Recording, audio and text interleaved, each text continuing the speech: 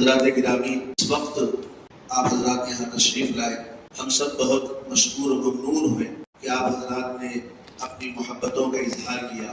اس اظہار کے بدلے ہمارے پاس کچھ نہیں ہے دینے کے لیے، اللہ جانتا ہے، اللہ ہی آپ کو اس کا بدلہ دے، اللہ ہی آپ حضرات کو جزائے خیر عطا فرمائے۔ ہم دعا کریں، دعا ہی کر سکتے ہیں آپ کے لیے کہ اللہ تعالیٰ اس کا بہترین صلہ آپ حضرات کو پہنچائے، اور یہ دعا بھی کریں گے انشاءاللہ کہ اللہ تعالیٰ ہم میں سے ہر ایک کو اپنے گھر کا دیدار نصیب فرمائے اور رسول اقدس صلی اللہ علیہ وسلم کے روضہ اقدس پر حاضری نصیب فرمائے۔ بہرحال محض اللہ کے فضل سے، اس کی توفیق سے، اس کی عنایت سے ہمارا یہ سفر حج ممکن ہوا۔ اللہ تعالیٰ جو ہے جب بندہ نیت رکھتا ہے تو غیب سے اسباب بناتا ہے، اور اپنے غیبی ذرائع کو اللہ تعالیٰ، اپنے غیبی خزانوں کو اللہ تعالیٰ بھیجتا ہے۔ ہمارے درمیان ایک مثل مشہور ہے کہ جب اللہ دینے پہ آتا ہے تو چھپر پھاڑ کے دیتا ہے۔ تو یہ چھپر پھاڑ کر دینا اللہ کا کام ہے۔ اللہ ہر کسی کو دیتا ہے، جو سچی طلب اور سچی طلب رکھتا ہے اس کو اللہ تعالیٰ عطا فرماتا ہے۔ سچی بات تو یہ ہے کہ میرے پاس کوئی سر و سامان نہیں تھا حج کا، اور نہ اتنی استطاعت، صاف بات کچھ نہیں تھی استطاعت، اور میں کئی عمرے کے سفر کیا۔ 1996 میں پہلا عمرہ کیا الحمدللہ۔ اس کے بعد میں کئی مرتبہ ارادہ کیا کہ میں حج پہ رمضان میں جاؤں، حج پہ رک جاؤں اور حج کر کے آؤں، لیکن ابا جان رحمۃ اللہ علیہ نے فرمایا کیا یہ حج کرنا آپ کے لیے جائز ہوگا؟ اس لیے کہ آپ عمرے کے پرمٹ پر جا رہے ہیں، عمرے کی اجازت پر جا رہے ہیں، اور سعودی گورنمنٹ کو آپ دھوکہ دے کر روک رہے ہیں اور حج غیر قانونی کر رہے ہیں، تو ایک ملک کا قانون توڑ کر اللہ کو راضی کرنے کی فکر کر رہے ہیں، آپ کا حج ہوگا کیا؟ پھر فرمایا میں تمہارا، ان کے الفاظ ہے، میں تمہارا باپ ہوں، تم میرے بیٹے ہیں، شاید تمہیں میرے بات پر یقین نہ آئے۔ ہمارے ابا جان کے استاذ حضرت مولانا شاہ ابرار الحق صاحب رحمۃ اللہ علیہ حیدرآباد تشریف لائے ہوئے تھے، ان سے فرمایا کہ حضرت یہ میرا بچہ ہے اور یہ ایسا چاہتا ہے۔ حضرت نے فرمایا کہ آپ کو ایسا کرنا مناسب نہیں ہے، حج ہو جائے گا لیکن مستقل اس قانون کے توڑنے کا اللہ کے پاس مواخذہ ہوگا۔ تو بہرحال رکتے رہے، لیکن ایک اندر سے تڑپ بھی تھی، بس اس تڑپ کو اللہ تعالیٰ نے سنا، اور ایک دن ایسے بیٹھے ہوئے تھے، بلکہ دسترخوان پر موجود تھا، ہمارے حافظ ریاض الدین صاحب کا فون آیا کہ مولانا آپ حج پر جانے کے لیے تیار ہیں، آپ اور آپ کے گھر والے۔ میں نے کہا کہ بھائی ذرا میں مشورہ کر لوں۔ انہوں نے فرمایا کہ ہمارے ماموں جناب محمود علی صاحب حج کروانا چاہتے ہیں، آپ تیار ہیں؟ میں نے کہا 2 دن کا وقت دیجیے مجھے۔ 2 دن کے بعد میں نے پھر کہا کہ میں تیار ہوں، اور اللہ تعالیٰ نے غیب سے انتظام کیا، سوچے بھی نہیں تھے، تصور میں بھی نہیں دیا تھے کہ اس سال ہم حج کو جائیں گے، لیکن اللہ تعالیٰ غیبی مددوں کا، نصرتوں کا معاملہ فرمایا۔ اس لیے میں نے قرآن کریم کی آیت تلاوت کی، لئن شکرتم لأزیدنکم، اگر تم شکر، نعمتوں اور راحتوں کے ملنے پر شکر ادا کرو گے تو اللہ تعالیٰ نعمتوں میں اضافہ کرتا ہے۔ بالکل میرے لیے یہ دونوں حضرات شکریہ کے مستحق ہے، اللہ تعالیٰ ان حضرات کو جزائے خیر عطا فرمائے۔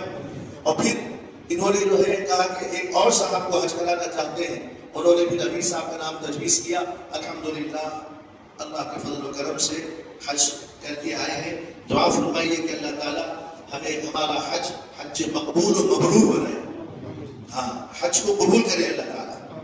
اللہ تعالیٰ جو ہے سب حضرات کو جزائے خیر دے۔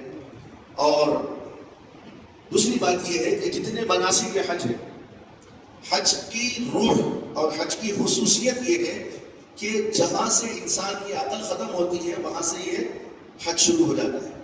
ہم تصور میں بھی نہیں کر سکتے، لیکن یہ روحانی طریقہ ہے حج کا۔ اللہ تعالیٰ جو ہے اس کے اعضاء کو، اس کے دل و دماغ کو ایسا تیار کر دیتے ہیں کہ بندہ اپنے پروردگار کے سامنے یوں جھک جاتا ہے جیسا ایک سیدھا ہوا گھوڑا یا اونٹ یا کوئی اور جانور اپنے مالک کے سامنے جھک جاتا ہے، اور اسے کوئی چیز سمجھ میں نہیں آتی کہ میرے اوپر کیا لادا جا رہا ہے، میرے اوپر کیا لادا جا رہا ہے، اسے کچھ سمجھ میں نہیں آتا۔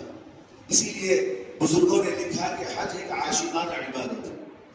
اور تیسری بات یہ کہنا چاہتا ہوں میں، حج کوئی مشکل نہیں ہے، کوئی مشکل نہیں ہے حج۔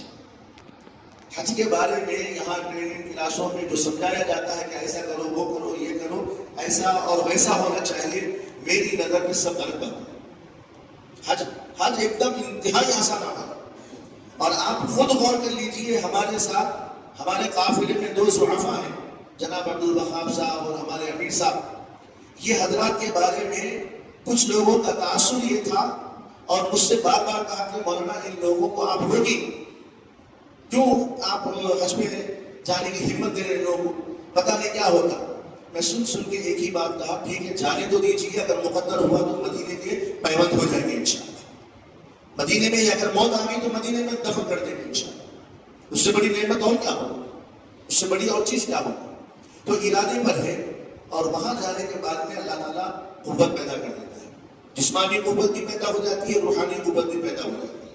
اور حج کا جو اہم رکن ہے وقوف عرفہ، جو بقرعید کی 9 تاریخ پر ہوتا ہے، وہ سب سے بڑا رکن ہے۔ بس عرفہ کے میدان میں جانے کے بعد میں وہ دھل جاتا ہے، اور ایسے دھلتا ہے جیسے ابھی اس کی ماں نے اس کو جنا ہے۔ تو اسی لیے سنت طریقہ، مستحب طریقہ یہ ہے کہ جب حاجی حج کر کے لوٹے تو اس سے دعا کرانا چاہیے، تاکہ جو ہے اس کی حج، اس کی دعا قبول ہو جائے۔ یہ آتا ہے بزرگوں کا، بڑوں کا طریقہ کار رہا ہے۔ خیر، اللہ تعالیٰ جو ہے ہمارے اس عمل کو قبول فرمائے، اور ہر قسم کے فخر سے، غرور سے، ریاکاری سے، تکبر سے، حرص و طمع سے، سستی شہرت سے اللہ تعالیٰ ہم سب کی حفاظت فرمائے، بہت حفاظت فرمائے۔ یہ دنیا چند دن کی ہے، اور اس دنیا سے گزر جانے کے بعد بھی پھر کچھ اس کا نہیں ہے۔ اللہ تعالیٰ جو ہے ہم سب کو جو ہے عمل کی توفیق عطا فرمائے۔ آپ حضرات جو اپنا قیمتی وقت فارغ کر کے بہت دیر سے آپ حضرات جمع رہے، وہاں اسوی کالج کے پاس بھی آپ تشریف لائے، چونکہ سفر ایسا عربی مقولہ ہے السفر کالسفر، سفر موت کے مانند ہے۔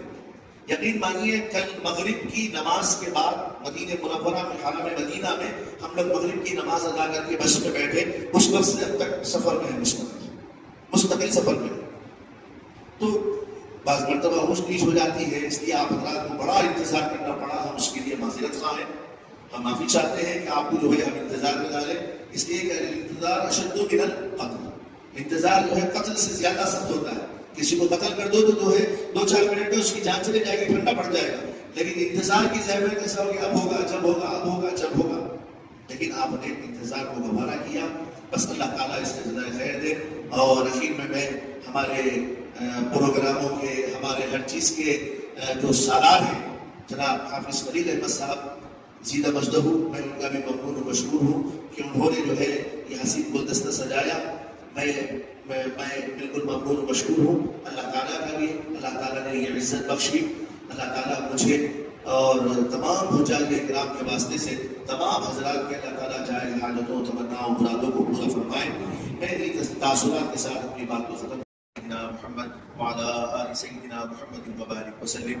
ربنا آتنا في الدنيا حسنة وفي الآخرة حسنة وقنا عذاب النار، وقنا عذاب القبر، وقنا عذاب الحشر، وقنا عذاب الدين، وقنا من فتنة المسيح الدجال۔ اللهم ربنا ظلمنا أنفسنا وإن لم تغفر لنا وترحمنا لنكونن من الخاسرين۔ اے اللہ اپنے فضل و کرم سے ہمارے گناہوں کو معاف فرما، ہماری لغزشوں سے درگزر فرما۔ اے اللہ ہم سب کو ہدایت نصیب فرما، علم نافع، عمل مقبول عطا فرما، دنیا و آخرت کی کامیابی نصیب فرما۔ اے اللہ تیری رضا نصیب فرما۔ اے اللہ کرم کا، رحم کا، عافیت کا، شفقت کا، محبت کا معاملہ فرما۔ اے اللہ آپ کے فضل سے، آپ کے کرم سے، آپ کے احسان سے، اے اللہ جس طرح آپ نے ہم سب کو منتخب کر کے اے اللہ حاضری نصیب فرمائی، اور ایسے ہی اے اللہ آپ کے حبیب محمد کے روضہ اقدس کی حاضری نصیب فرمائی۔ اے اللہ یہ آپ کی نظر عنایت ہم پر پڑی ہے، اور آپ نے ہمیں وہاں بلایا ہے۔ اے اللہ اب ہم آپ سے گزارش کرتے ہیں کہ ہماری پوری زندگی پر آپ کی نظر عنایت رہے۔ اللہ زندگیوں میں کبھی لغزشیں نہ ہو، کبھی گناہ نہ ہو۔ اے اللہ آپ ہماری زندگی کی حفاظت فرما دیجیے۔ اے اللہ ہماری زندگی پر کرم فرما دیجیے۔ اے اللہ جب تک آپ ہمیں اس دنیا میں رکھے ایمان پر اور ایمان کی سلامتی کے ساتھ رکھیے۔ اللہ جب ہمارے خاتمے کا وقت آ جائے تو اللہ کلمے والی موت نصیب فرما دیجیے۔ اے اللہ یہاں جتنے حاضرین ہیں اللہ یہ بندے اللہ بڑی محبت میں یہاں تشریف لائے ہیں، حجاج اکرام سے دعائیں لینے کے لیے آئے ہیں۔ اے الہ العالمین ہمارے ان تمام ساتھیوں کے اللہ تمام حاجتوں کو پورا فرما، اے اللہ ان کے تمام مقاصد حسنہ میں کامیابی نصیب فرما، اے اللہ ان تمام بندوں کو ساتھیوں کو اے اللہ حج بیت اللہ کی حاضری نصیب فرما، اے اللہ رسول اللہ صلی اللہ علیہ وسلم کے روضہ اقدس پر حاضری نصیب فرما، اے اللہ ہمیں بار بار بلا، اللہ سب کو بار بار بلا، بار بار حج بیت اللہ کی حاضری کی سعادت نصیب فرما، اے اللہ مدینہ منورہ رسول روضہ اقدس صلی اللہ علیہ وسلم کی حاضری میں نصیب فرما، اے اللہ تمام بیماروں کو شفاء کامل عاجل مستقبل و دائمہ نصیب فرما، تمام پریشان حال لوگوں کی پریشانیوں کو دور فرما، مصیبت زدہ لوگوں کی مصیبتوں کو دور فرما، اے اللہ تمام مرحومین کی مغفرت فرما، اللہ امت مسلمہ کے ایمان کی، جان کی، مال کی، عزت و آبرو کی حفاظت فرما، اے اللہ تمام مرحومین کی مغفرت فرما، مسعود رضوان سلموں کی مغفرت فرما، اللہ ان کے قبر کو نور سے منور فرما، اے اللہ یہاں جتنے حاضرین ہیں اللہ انہوں نے اپنے دلوں میں کیا کیا سوچ رکھا ہے سب کے بھیدوں سے آپ واقف ہیں، اے خدائے پاک سب کی تمام حاجتوں کو پورا فرما، اے اللہ ہماری دعاؤں کو آپ اپنے فضل و کرم سے حضرت نبی کریم صلی اللہ علیہ وسلم کے صدقہ نفیل سے قبول و منظور فرما، جزا اللہ عنا محمد صلی اللہ علیہ وسلم وصلی اللہ تعالی علی خیر خلقه سیدنا محمد وعلى آلہ واصحابہ اجمعین برحمتک یا ارحم الراحمین والحمد للہ۔